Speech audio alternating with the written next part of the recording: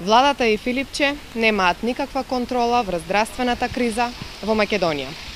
Македонија е помеѓу првите 5 земји во Европа по смртноста од COVID-19, а вчерашниот ден Филипче и Заев го потрошија на сликање пред комбе од приватна донација. Секоја донација секогаш е добредојдена, но кога се наоколу е хаос, тогаш недозволив е пиар. Го повикувам министерот за здравство Филипче да го посети овој објект позади мене, објектот на прва помош во Струмица, за да се видат катастрофалните услови во кои се пружи прва помош. Чиста руина.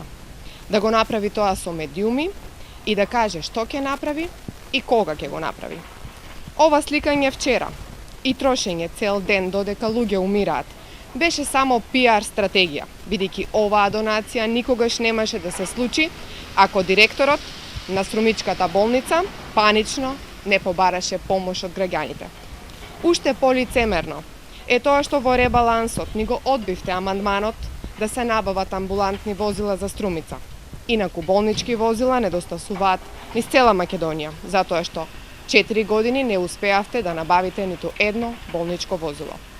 Почитувани, бидејќи Филипче престана со секојдневните пресконференции, треба да одговори.